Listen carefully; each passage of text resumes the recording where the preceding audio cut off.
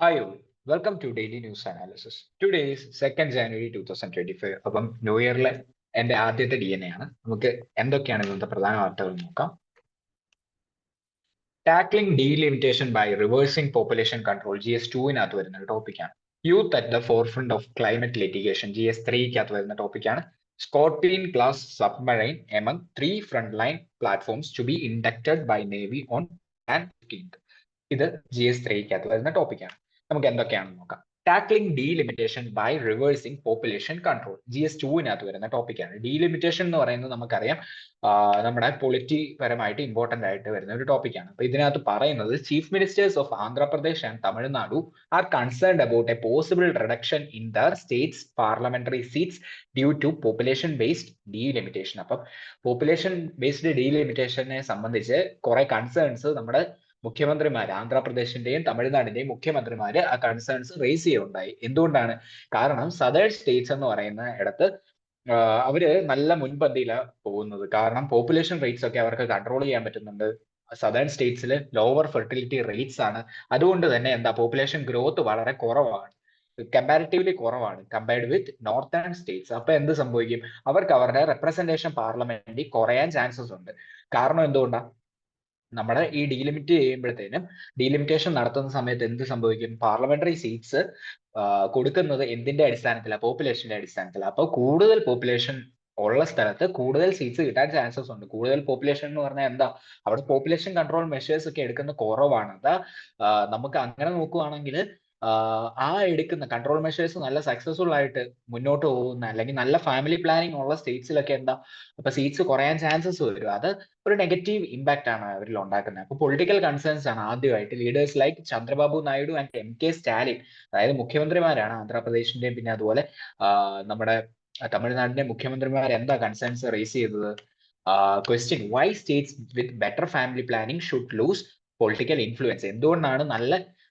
എന്തുകൊണ്ട് ലൂസ് ചെയ്യണം അവര്? ഫാമിലി പ്ലാനിങ് നന്നായിട്ട് എടുക്കുന്ന സ്റ്റേറ്റ് എന്തുകൊണ്ട് പൊളിറ്റിക്കൽ ഇൻഫ്ലുവൻസ് അവരുടെ കുറഞ്ഞു പോകണം എന്ന ഒരു ചോദ്യമാണ് അവരെ റേസ് ചെയ്യുന്നത്. അതുപോലെ നായിഡു പറയുന്നത് എന്താണ്? സജസ്റ്റ് ചെയ്യുന്നത് encouraging families to have more children by offering benefits. ഈ കണ്ടീഷൻ ആണെങ്കിൽ കൂടുതൽ കുട്ടികൾക്ക് വേണ്ടി അല്ലെങ്കിൽ കുട്ടികൾ ഉണ്ടാവാൻ വേണ്ടി ഫാമിലീസിനെ എൻകറേജ് ചെയ്യണം by offering benefits.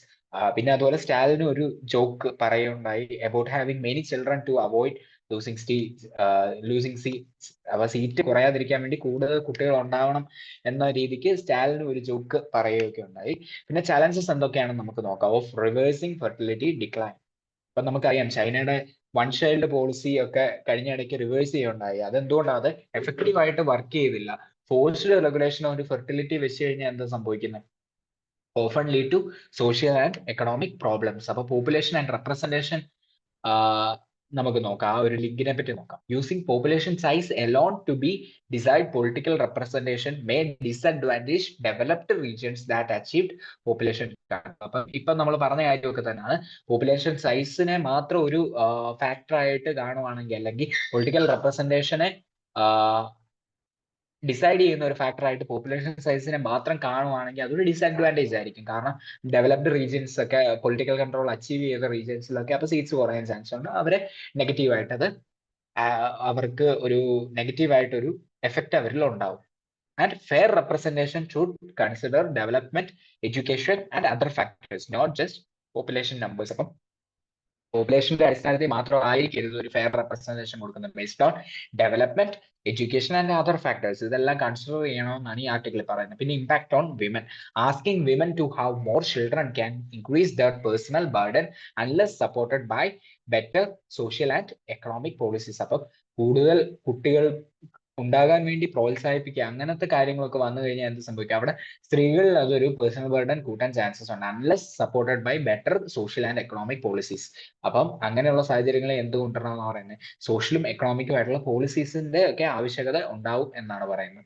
Possible solutions എന്തൊക്കെയാണ് ഇതിലെ സൊല്യൂഷൻസ് എന്ന് പറയുന്നത്? Migration might help balance regional population differences in the short time. അപ്പൊ മൈഗ്രേഷൻ ഒരു റീജിയണൽ പോപ്പുലേഷൻ ബാലൻസ് അല്ലെങ്കിൽ ആ റീജിയണൽ പോപ്പുലേഷനിലെ ഡിഫറൻസസ് ഒന്ന് ബാലൻസ് ചെയ്യാൻ ഷോർട്ട് ടൈമിൽ സഹായിക്കും മൈഗ്രേഷൻ, അങ്ങോട്ടും ഇങ്ങോട്ടുള്ള മൂവ്മെന്റ് ആളുകളുടെ. പിന്നെ കൂടാതെ instead of focusing on fertility reversal the political representation system should be adjusted to ensure fairness of for all regions. അപ്പം എന്തിലാ കൂടുതൽ ഫോക്കസ് വരുത്തരുതാത്ത ഫെർട്ടിലിറ്റി റിവേഴ്സലിൽ ഫോക്കസ് ചെയ്യാതെ the political representation system should be adjusted to increase fairness for all regions. എല്ലാ റീജിയനിലും അതിൻ്റെതായ fairness കിട്ടുന്ന രീതിക്ക് വേണം ഓരോ കാര്യങ്ങൾ പോളിസീസ് എടുക്കാൻ എന്നാണ് പറയുന്നത്. In conclusion, the article argues that fair political representation should reflect more than just population size and reversing fertility trends is not a practical solution. അപ്പം ഇത് മാത്രം നോക്കുക, പോപ്പുലേഷൻ സൈസ് വെച്ച് മാത്രം ഡീലിമിറ്റേഷൻ നടത്തുന്നത് it will be unfair and എന്താണ് നമ്മൾ കുറച്ചുകൂടെ ഈ ഫാക്ടേഴ്സ് എല്ലാം കൺസിഡർ ചെയ്ത് ഒരു പ്രാക്ടിക്കൽ സൊല്യൂഷനിൽ എത്തണമെന്നൊക്കെയാണ് ഈ ആർട്ടിക്കിൾ സജസ്റ്റ് ചെയ്യുന്നത്. ഇനി അടുത്ത ഒരു ആർട്ടിക്കിൾ ഉണ്ട്, youth at the forefront of climate litigation. ഇത് GS3 എൻവയോൺമെന്റുമായിട്ടും അല്ലെങ്കിൽ ക്ലൈമറ്റ് ജസ്റ്റിസും ഒക്കെ ആയിട്ട് ബന്ധപ്പെട്ട ഒരു ആർട്ടിക്കിൾ ആണ്. Youth led climate litigation is changing how the world tackles the climate crisis. അപ്പൊ നമുക്കറിയാം യങ് ആക്ടിവിസ്റ്റ് ഒത്തിരി പേരുണ്ട്.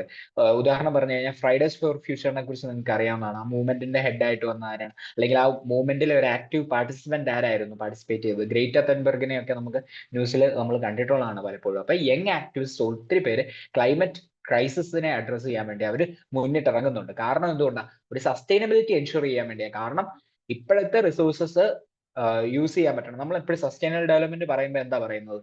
ഇപ്പോഴത്തെ ആളുകൾക്ക് അവരുടെ നീഡ്സ് മീറ്റ് ചെയ്യാം without compensating to meet the needs of future by their own. അവർക്ക് അവരുടേതായ നീഡ് അല്ലെങ്കിൽ ആ നീഡ്സ് മീറ്റ് ചെയ്യാനുള്ള ആ ഒരു കേപ്പബിലിറ്റി കുറയ്ക്കാതെ തന്നെ ഇപ്പോഴത്തെ നീഡ്സ് മീറ്റ് ചെയ്യുക. അതാണ് ഒരു സസ്റ്റൈനബിൾ ഡെവലപ്മെന്റ് എന്ന് പറയുന്നത്. ഓക്കെ, അപ്പോൾ ആ ഒരു ആസ്പെക്റ്റിൽ എന്താണ് യങ് ആക്ടിവിസ്റ്റ് ഇതിന് ഒത്തിരി പേര് ഇറങ്ങുന്നുണ്ട്. കാരണം എന്താ, ഈ ഭൂമി എന്ന് പറയുന്ന ഫ്യൂച്ചർ ജനറേഷൻസിന്റെയും കൂടെയാണ്. അപ്പൊ അന്നേരത്തിന് സേഫ് ഗാർഡ് ചെയ്യേണ്ട ഒരു കടമ എന്താണ്, നമുക്കും കൂടെ ഉണ്ട്. സോ യങ് ആക്ടിവിസ്റ്റ് ഒത്തിരി പേര് ഇപ്പൊ ക്ലൈമറ്റ് ജസ്റ്റിസിലേക്ക് ഇറങ്ങുന്നുണ്ട്. Young activist R holding governments and corporations accountable. അപ്പം ഗവൺമെന്റ്സിനെ കോർപ്പറേഷൻസിനെ അക്കൗണ്ടബിൾ ആയിട്ടിരിക്കാൻ സഹായിക്കുന്നതിൽ ഒരു പങ്ക് ആരും വഹിക്കുന്നുണ്ട്? യങ് ആക്ടിവിസ്റ്റ് വഹിക്കുന്നുണ്ട്. Framing climate inaction as a violation of human rights. അപ്പം ഇതിൽ ഒരു പോളിസീസ് ഇത് കണ്ടിട്ടും ഒരു പോളിസീസും എടുക്കുന്നില്ല ഗവൺമെന്റ് എങ്കിൽ എന്താണ്? It's A violation of human rights എന്നാണ്. ഹ്യൂമൻ റൈറ്റ്സ് എന്ന് പറഞ്ഞാൽ എന്താ? ഒരു യൂണിവേഴ്സൽ ആയിട്ടുള്ള ഒരു കോൺസെപ്റ്റ് ആണ് ഹ്യൂമൻ റൈറ്റ്സ് എന്നൊക്കെ പറഞ്ഞാൽ. സോ അതിൽ എല്ലാവർക്കും ഒരു ഈക്വൽ റോളും അല്ലെങ്കിൽ ഒരു ഒബ്ലിഗേഷനും എല്ലാ ഗവൺമെന്റ്സിനും എല്ലാ കോർപ്പറേഷൻസിനും ഉണ്ട്. They argue that the younger generations face the worst consequences of climate change. Younger generations ആണ് കൂടുതൽ വേഴ്സ്റ്റ് ആയിട്ടുള്ള കോൺസിക്വൻസസ് ഫേസ് ചെയ്യുന്നത് എന്നാണ് ഈ ആർട്ടിക്കിളിൽ പറയുന്നത്. Demanding urgent and systemic solutions to ensure a sustainable future. അപ്പോൾ ഒരു സസ്റ്റൈനബിൾ ഫ്യൂച്ചർ ഉണ്ടാകാൻ വേണ്ടി എന്താണ് അർജന്റ് ആയിട്ടുള്ള സിസ്റ്റമിക് സൊല്യൂഷൻസ് എടുക്കണം എന്നാണ് ഈ ആർട്ടിക്കിൾ ഡിമാൻഡ് ചെയ്യുന്നത്. ഗ്ലോബൽ ഇമ്പാക്ട് അത് എന്തൊക്കെയാണ് നമുക്ക് നോക്കാം. US ഒരു കേസ് ഇവിടെ പറയുന്നുണ്ട്, the Held versus state of Montana. ആ ഒരു ഈ കേസസ് എല്ലാം കൊടുത്തിരിക്കുന്നത് എന്താണെന്ന് പറഞ്ഞു കഴിഞ്ഞാൽ കോർട്ട് ഇന്റർവീൻ ചെയ്തിട്ട് അവിടെ ഗവൺമെന്റിനെ സജസ്റ്റ് ചെയ്യുകയുണ്ടായി. ആ രാജ്യങ്ങളെല്ലാം എന്താണ് സജസ്റ്റ് ചെയ്യുകയുണ്ടായി? അവിടെ ക്ലീൻ ആയിട്ടുള്ള എൻവയോൺമെന്റ് എൻഷുർ ചെയ്യാനുള്ള കാര്യങ്ങൾ ചെയ്യണം. പിന്നെ അതുപോലെ mandating Montana to consider climate in its energy policies. അപ്പൊ അവരുടെ ഗവൺമെന്റിന്റെ പോളിസീസിൽ ഇതുമായിട്ട് അലൈൻ ചെയ്തുള്ള നിർദ്ദേശങ്ങൾ കൊണ്ടുവരണം, അല്ലെങ്കിൽ റൂളിങ്സ് ഒക്കെ കൊണ്ടുവരണം എന്നുള്ള സജഷൻസും ആ നിയമങ്ങളിൽ കൊണ്ടുവരാൻ അവിടുത്തെ കോർട്ട് വഴി കുറെ കേസുകൾക്ക് സാധിച്ചിട്ടുണ്ട്. ആ കേസുകളുടെ എക്സാമ്പിൾസ് ആണ് കൊടുക്കുന്നത്. US the Held versus state of Montana case marked a historic victory with courts affirming young people's right to a clean environment. അപ്പം യങ് പീപ്പിളിന് അവരുടേതായ ക്ലീൻ എൻവയോൺമെന്റിനുള്ള റൈറ്റ് ഉണ്ട്. And mandating Montana to consider climate in its എൻവയോൺമെന്റൽ policies. അവരുടെ പോളിസീസിൽ എന്താ ഈ ക്ലൈമറ്റും കൺസിഡർ ചെയ്യണം എനർജി പോളിസീസിൽ എന്നാണ് US ആ കോർട്ട് പറയുകയുണ്ടായത്. പിന്നെ കാനഡയിൽ ഒരു കേസ് ഉണ്ട്, Belarus versus his majesty king case സീസ് സ്ട്രോങ്ങർ ക്ലൈമറ്റ് പോളിസീസ്. അതിൽ എന്താണ് ഒരു സ്ട്രോങ്ങർ ക്ലൈമറ്റ് പോളിസീസിന് അഡ്വക്കേറ്റ് ചെയ്യുകയുണ്ടായി. പിന്നെ അടുത്തത് Netherlands, Colombia and Germany. Courts in these countries have enforced stricter emission targets and climate protection. അപ്പം ഈ രാജ്യങ്ങളിൽ നെതർലൻഡ്സിലും കൊളംബിയയിലും അതുപോലെ ജർമ്മനിയിലും ഈ കോടതികളും എന്താ ചെയ്തത്? അതേപോലെ തന്നെ എൻഫോഴ്സ് ചെയ്യുകയുണ്ടായി സ്ട്രിക്റ്റർ എമിഷൻ ടാർഗറ്റ്സും പിന്നെ അതുപോലെ ക്ലൈമറ്റ് പ്രൊട്ടക്ഷൻസും. ഓക്കെ, ഇന്ത്യയുടെ റോൾ എന്താണെന്ന് നമുക്ക് നോക്കാം. ഇന്ത്യയിലെ 9-year-old റിദിമ പാണ്ഡെ, അതൊരു 9 വയസ്സുള്ള ഒരു കുട്ടിയാണ്. റിദിമ പാണ്ഡെ എന്ന് പറയും. Filed a petition advocating for stronger climate measures. അപ്പം സ്ട്രോങ്ങർ ആയിട്ടുള്ള ക്ലൈമറ്റ് മെഷേഴ്സ് കൊണ്ടുവരാൻ വേണ്ടി ഈ റിദിമ പാണ്ഡെ എന്ത് ചെയ്യുണ്ടായി, ഒരു പെറ്റീഷൻ ഫയൽ ചെയ്യുണ്ടായി. വൈൽ ഇനിഷ്യലി ഡിസ്മിസ്ഡ്, ആദ്യം ഇതെന്ത് ചെയ്തു, ഡിസ്മിസ് ചെയ്തു. Her appeal continues highlighting younger driven climate advocacy in India. അപ്പം അത് ആദ്യം ഡിസ്മിസ് ചെയ്തു ആ പെറ്റീഷൻ, പക്ഷെ ഇപ്പോഴും ആ അപ്പീല്, ആ പെൺകുട്ടിയുടെ അപ്പീൽ ഇപ്പോഴും തുടർന്നുകൊണ്ടിരിക്കുകയാണ്. So highlighting youth driven climate advocacy in India. Okay, അതൊരു വലിയൊരു പോരാട്ടത്തിന്റെ കഥയാണ്. സോ അതൊരു കേസ് സ്റ്റഡി ആയിട്ട് നമുക്ക് കാണാൻ പറ്റും. റിദിമ പാണ്ഡെയുടെ 9 വയസ്സുള്ള ഒരു കുട്ടിയാണ്. ഇനി അടുത്തത് അത് ഞാൻ മെയിൻ ആയിട്ട് പറയുന്നത് യൂത്ത് ഡ്രിവൺ ആയിട്ടുള്ള ക്ലൈമറ്റ് മെഷേഴ്സിനെ കുറിച്ചാണ്. വേറെ ഒത്തിരി മെഷേഴ്സ് കാണും. ഓക്കെ, ഇതിൽ യൂത്ത് ഡ്രിവൺ ആയിട്ടുള്ള ഒരു ക്ലൈമറ്റ് മെഷേഴ്സിൽ അല്ലെങ്കിൽ ക്ലൈമറ്റ് അഡ്വക്കസിയിൽ റിദിമ പാണ്ഡെ ഒരു പെർഫെക്റ്റ് എക്സാമ്പിൾ ആണ്. അടുത്തതായിട്ട് challenges and resilience. Youth activists face challenges such as limited public engagement spaces and government crackdowns, particularly in India. അപ്പോൾ ഒത്തിരി യൂത്ത് ആക്ടിവിസ്റ്റ് ഒത്തിരി ചലഞ്ച് ഫേസ് ചെയ്യുന്നുണ്ട്, especially in the public engagement spaces, പിന്നെ അതുപോലെ government crack downs, particularly in India. However they persist, അവർ എന്നിട്ടും അതെല്ലാം മറികടന്ന് ആ ഒരു ചലഞ്ചസ്, ഗവൺമെന്റിന്റെ ഭാഗത്തു നിന്നുള്ള എതിർപ്പുകളും പിന്നെ അതുപോലെ ആ ഒരു പബ്ലിക്കിന്റെ ഭാഗത്തു നിന്നുള്ള ഒരു ഇവരോടുള്ള എതിർപ്പും അതൊക്കെ മറികടന്നത് persist through digital platforms and alliances with broader movements. ഇപ്പൊ ഫ്രൈഡേസ് ഫോർ ഫ്യൂച്ചർ ഒക്കെ ഇടയ്ക്ക് ഗവൺമെന്റ് ഒത്തിരി ക്രിട്ടിസൈസ് ചെയ്യുകയൊക്കെ ഉണ്ടായി, ഗ്രേറ്റ തൻബർഗിന്റെ ആ ഓർഗനൈസേഷനും കാര്യങ്ങളൊക്കെ. പക്ഷെ സ്റ്റിൽ അവരുടെ വർക്കിംഗ് ഒക്കെ ഇപ്പോഴും ഇന്ത്യയിൽ അതൊരു ടൈപ്പ് ഓഫ് NGO ആണ്, അത് ഇപ്പോഴും വർക്ക് ചെയ്യുന്നുണ്ട്. Okay, transformative implications. Fridays for future NGO അല്ല, ഒരു it's a collaboration. I think NGO എന്ന് പറയാം. It's an organisation for fighting the climate change. അപ്പം ഗവൺമെന്റ് പോലും അതിന് എഗൻസ്റ്റ് ആയിട്ട് ഒരിടയ്ക്ക് കുറച്ച് ന്യൂസിൽ ഗവൺമെന്റ് അതിന് എഗൻസ്റ്റ് ആയിട്ട് കുറെ സ്റ്റേറ്റ്മെന്റ്സ് പറഞ്ഞതിനൊക്കെ കുറിച്ച് ഉണ്ടായിരുന്നു ഇടയ്ക്ക്. കാരണം അവരുടെ ആക്ടിവിറ്റീസിനെയൊക്കെ കുറച്ചൊക്കെ ക്രിട്ടിസൈസ് ചെയ്യുകയുണ്ടായി. ഓക്കെ, അപ്പൊ ആ കോണ്ടെക്സ്റ്റിലൊക്കെ നമ്മൾ അന്ന് വായിച്ചതാണ് അതിനെക്കുറിച്ച്. ഇനി അടുത്തത് transformative implications. Youth led lawsuits are reshaping climate policy world wide. അപ്പം യങ് ആയിട്ടുള്ള ആളുകൾ എന്താ ഒത്തിരി കേസസ് ഒക്കെ ഫയൽ ചെയ്യുന്നുണ്ട്, linking human rights with environmental sustainability. These efforts inspire global movements pushing for science-based bold climate actions. അപ്പൊ ഇങ്ങനത്തുള്ള movements വരുന്ന എന്താണ്, കുറച്ചുകൂടെ സയൻസ് ബേസ്ഡ് ആയിട്ടുള്ള ബോൾഡ് ക്ലൈമറ്റ് ആക്ഷൻസ് എടുക്കാനുള്ള ഒരു പ്രോത്സാഹനം കൂടിയാണ്. The legal strategies emphasize intergenerational equity and compel governments to address the climate crisis urgently. കാരണം ഇപ്പൊ ഇതിന് ഉള്ള മെഷേഴ്സ് എടുത്തില്ലെങ്കിൽ ആ ഒരു ഇക്വിറ്റി അടുത്ത ജനറേഷനെ ചിലപ്പോൾ ചില കാര്യങ്ങൾ കിട്ടാതെ പോകും. കാരണം ഇപ്പം ക്ലൈമറ്റ് ചേഞ്ച് നല്ല ഒരു പീക്കിലേക്ക് പൊക്കോണ്ടിരിക്കുന്ന ടൈമും കൂടെയാണ്. ഇപ്പം നമുക്കറിയാം നല്ല ചൂട് കൂടുന്നുണ്ട്, ഒത്തിരി കാര്യങ്ങളുണ്ട്. അപ്പം ഇപ്പം നമ്മൾ അല്ലെങ്കിൽ നമ്മുടെ പണ്ടത്തെ തലമുറ എൻഗേജ് ചെയ്ത് അല്ലെങ്കിൽ അവർ ജീവിച്ച ഒരു കാലാവസ്ഥ ആയിരിക്കില്ല ഇപ്പൊ ഉള്ളത്.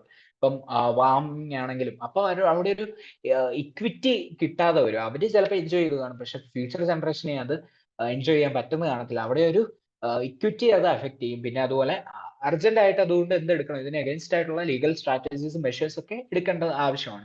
അപ്പൊ കൺക്ലൂഷനിൽ നമുക്ക് എന്ത് പറയാം, youth activism through legal action is A powerful tool driving climate justice, ensuring accountability and paving the way for a sustainable future. It highlights the crucial role of younger generations in shaping policies and protecting the planet. അപ്പോൾ ഇത് പറയുന്നത് എന്താ, main ആയിട്ടും ഒരു younger generation എന്താണ്, അവരൊരു crucial role തന്നെ play ചെയ്യുന്നുണ്ട്. എന്തിനു വേണ്ടിയാ, in shaping policies and protecting the planet. അപ്പൊ ഭൂമിയെ സംരക്ഷിക്കാൻ വേണ്ടിയുള്ള ഒരു ക്രൂഷ്യൽ റോൾ ആരുടെ ഉണ്ട്, ഇന്നത്തെ കാലത്തെ യങ്ങർ ജനറേഷൻസിന്റെ ഉണ്ട് എന്നാണ് ഈ ആർട്ടിക്കിളിൽ കൺക്ലൂഡ് ചെയ്യുന്നത്. അപ്പൊ യൂത്ത് ആക്ടിവിസത്തിനെ കുറിച്ചും അതിന്റെ കുറെ ഇടത്തെ ഇമ്പാക്ട്സിനെ കുറിച്ചും ഒക്കെ നമ്മൾ ഈ ആർട്ടിക്കിളിൽ പഠിച്ചു. ഇനി അടുത്തതായിട്ട് ഒരു ആർട്ടിക്കിൾ ഉണ്ടായിരുന്നു, scorpion class submarine among 3 frontline platforms to be inducted by Navy on Jan 15th. അപ്പൊ GS3 ഡിഫൻസിന് അകത്ത് വരുന്ന ഒരു ടോപ്പിക്കാണ്. Okay, the Indian Navy has inducted 3 advanced warships and submarines at the Naval Dockyard in Mumbai on January 15th, marking a significant milestone in India's defense capabilities. അപ്പം എന്താണ്, January 15th Indian navy എന്താണ് 3 advanced വാർഷിപ്സും അതുപോലെ സബ്മറൈൻസും induct ചെയ്യാൻ പോകണം at the naval dockyard in Mumbai, marking a significant milestone in India's defense capabilities. The new platforms include INS Vakshir, the 6th and final Scorpion class submarine manufactured under license from France Naval Group. അപ്പൊ അതിനകത്ത് 3 പ്ലാറ്റ്ഫോംസിനെ കുറിച്ച് പറയുന്നുണ്ട്. INS Vagsheer ഉണ്ട്, INS Surat ഉണ്ട്, INS Nilgiri ഉണ്ട്. ഇതെല്ലാം പല type of ആ ഒരു വാർഷിപ്സും പിന്നെ അതുപോലെ സബ്മറൈൻസും ഒക്കെയാണ്. നമുക്ക് നോക്കാം ഏതൊക്കെയാണ്. INS വാക്ഷീറിന്റെ കാര്യം ഞാൻ പറഞ്ഞു. 6th and final scorpion class submarine ആണ് INS വാക്ഷീർ എന്ന് പറയുന്നത്. ഇത് മാനുഫാക്ചർ ചെയ്തിരിക്കുന്ന ഒരു ഫ്രാൻസിലെ നേവൽ ഗ്രൂപ്പിന്റെ ലൈസൻസിന്റെ കീഴിലാണ് INS വാക്ഷീർ. അടുത്തതുള്ള INS സുരാഡ് ആണ്. ഇത് advanced version of Kolkata class destroyers ആണ്. ഇത് 4th and last project 15B stealth destroyer ആണ്. നമ്മൾ ഈ വാർഷിപ്പും സബ്മറൈൻസും ഒക്കെ പറയുമ്പോൾ നമ്മൾ ഈ സ്റ്റെൽത്തിനെ കുറിച്ചും ഒക്കെ നമ്മൾ പഠിച്ചിട്ടുള്ള. ഇനി അടുത്തുള്ളത് നീൽഗിരീസ് INS നീൽഗിരിയാണ്. ഇതും ഒരു പ്രൊജക്ട് 17A സ്റ്റെൽത്ത് ഫ്രിഗേറ്റ് ആണ്. Incorporating state of the art technology under enhanced stealth features. അപ്പോൾ കുറച്ചുകൂടെ അധികം സ്റ്റെൽത്ത് ഫീച്ചേഴ്സ് ഉള്ള ആ ഒരു ടൈപ്പ് ഓഫ് വാർഷിപ്പാണ് എന്ത് INS നീൽഗിരി എന്ന് പറയുന്നത്. പ്രൊജക്ട് 17A സ്റ്റെൽത്ത് ഫ്രിഗേറ്റ് ആണ്. INS സൂററ്റ് ആണെങ്കിൽ പ്രൊജക്ട് 15B സ്റ്റെൽത്ത് ഡിസ്ട്രോയർ ആണ്. പിന്നെ വാക്ഷീർ ഞാൻ പറഞ്ഞു, ഫ്രാൻസിലെ ഒരു നേവൽ ഗ്രൂപ്പിന്റെ കീഴിൽ നിന്ന് ആ ലൈസൻസിന്റെ കീഴിൽ മാനുഫാക്ചർ ചെയ്ത ഒരു ഫൈനൽ സ്കോർപിയൻ ക്ലാസ് സബ്മറൈൻ ആണ്. ഇതൊരു സബ്മറൈൻ ആണ്. ഓക്കെ, ബാക്കി രണ്ടെണ്ണം ഒരു സ്റ്റെൽത്ത് ഫ്രിഗേറ്റ് അല്ലെങ്കിൽ അതൊരു വാർഷിപ്സും കൂടെ. ഓക്കെ, നമുക്ക് നോക്കാം ഇതിന്റെ കീ ഹൈലൈറ്റ്സ് എന്തൊക്കെയാണ്. ഇൻഡിജീനിയസ് ഡിസൈൻ ആയിരിക്കും. While the Scorpene submarines were built under a French licence. ഈ ഷിപ്പുകൾ, താഴെ പറഞ്ഞ 2 ഷിപ്പുകൾ എങ്ങനെയാണ് ഡിസൈൻ ചെയ്തിരിക്കുന്നത്? അവര് നേവിയുടെ വാർഷിപ്പ് ഡിസൈൻ ബ്യൂറോ ആണ് ഡിസൈൻ ചെയ്തിരിക്കുന്നത്. And manufactured by Mazagon Dock Ship Builders Limited, MDL മുംബൈയിലുള്ള. ഓക്കെ, അവരാണ് മാനുഫാക്ചർ ചെയ്തിരിക്കുന്നത്. അഡ്വാൻസ് ഫീച്ചേഴ്സ് എന്തൊക്കെയാണ്? Both the frigate and destroyer boast modern sensors, weapon systems, stealth capabilities and aviation facilities to operate various helicopters, including the newly inducted MH-60R. അപ്പം recent induct ചെയ്ത ഹെലികോപ്റ്ററിന് ഉൾപ്പെടെ ഇതിനകത്ത് നമുക്ക് എന്താ ഓപ്പറേറ്റ് ചെയ്യാൻ സാധിക്കുന്ന ഫെസിലിറ്റീസ് ഉണ്ട്. പിന്നെ കൂടാതെ മോഡേൺ സെൻസേഴ്സ് ഉണ്ട്, വെപ്പൺ സിസ്റ്റംസ് ഉണ്ട്, സ്റ്റെൽത്ത് കേപ്പബിലിറ്റീസ് ഉണ്ട്, ഏവിയേഷൻ ഫെസിലിറ്റീസ് ഉണ്ട്. ഓക്കെ, ഓപ്പറേഷണൽ റെഡിനെസ് എന്തൊക്കെയാണ് നമുക്ക് നോക്കാം. The vessels have undergone extensive trials, ഒത്തിരി ട്രയൽസിലൂടെ പാസ് ചെയ്യുന്നുണ്ട്. എന്തിനു വേണ്ടിയാ? ആ ഒരു ഫുൾ ഓപ്പറേഷണൽ റെഡിനെസ് എൻഷുർ ചെയ്യാൻ വേണ്ടിയാണ്. Including test for machinery, hull integrity, fire fighting and communication systems. ഈ കേസിലെല്ലാം എന്താ ടെസ്റ്റുകളും മുന്നോട്ട് പോവുകയാണ്. പിന്നെ ജെൻഡർ ഇൻക്ലൂഷൻ ഉണ്ട്, ആ ഒരു ആസ്പെക്റ്റിലും ഇത് മുന്നിട്ട് നിൽക്കുന്നുണ്ട്. Accommodations on the ships support a sizable number of women officers and sailors. അപ്പം വിമൻ ഓഫീസേഴ്സിനും പിന്നെ അതുപോലെ സെയിലേഴ്സിനും ഒക്കെ എന്താ സപ്പോർട്ട് ചെയ്യുന്ന വിധത്തിലുള്ള അക്കോമഡേഷൻസ് ഉണ്ട്. Reflecting the navy's efforts to promote gender inclusion in combat roles. Significance എന്താണ്? These inductions boost the Indian Navy's combat potential and showcase India's growing expertise in indigenous warship design and construction, cementing its position as a leader in global defense manufacturing. അപ്പം എന്താണ് നമ്മളിപ്പം ഒരു ആത്മനിർഭരത എന്ന് പറയുന്ന ആ ഒരു കോൺസെപ്റ്റിലേക്ക് മുന്നോട്ട് പോവുകയാണ്. അപ്പം ആ ഒരു ഇതിലാണ് നമ്മൾ എന്താണ് ഇൻഡിജീനിയസ് വാർഷിപ്പ് ഡിസൈൻ കൺസ്ട്രക്ഷൻ ഒക്കെയാണ് ഇപ്പൊ നമ്മൾ ഇതിൽ കാണാൻ സാധിക്കുന്നത്. ഇത് എന്താണ്? ഇത് നമുക്കൊരു ഇന്ത്യക്ക് ഒരു leader in global defence manufacturing എന്ന ഒരു പൊസിഷൻ ഊട്ടിയുറപ്പിക്കാൻ സഹായിക്കും. ഓക്കെ, നമുക്കൊരു പ്രിലിംസ് ക്വസ്റ്റ്യൻ കൂടെ ഇത് നോക്കാം. Consider the following features of the recently inducted INS Nilgiri and INS Surat. 1. Both vessels are equipped with state-of-the-art stealth technology to reduce radar signatures. They are capable of operating advanced helicopters like the MH-60R. Both ships were designed by the Indian Navy's Warship Design Bureau and built by Macedon Dock Shipbuilders Limited. Which of the above statements is or are correct? Option A 1 and 2 only, option B 2 and 3 only, option C 1 and 3 only, option D 1, 2 and 3. അപ്പം ഇതൊക്കെയായിരുന്നു ഇന്നത്തെ പ്രധാനപ്പെട്ട article. എല്ലാവർക്കും മനസ്സിലായെന്ന് വിശ്വസിക്കുന്നു. എന്തെങ്കിലും doubt ഉണ്ടെങ്കിൽ comment ബോക്സിൽ ടൈപ്പ് ചെയ്യുക എല്ലാവരും. ഇതിന്റെ ആൻസേഴ്സ് വന്ന് കമന്റ് ബോക്സിൽ എല്ലാവരും ഇടുക. So happy learning. അടുത്ത ദിവസം കാണുമ്പോഴേക്കും നന്ദി, നമസ്കാരം.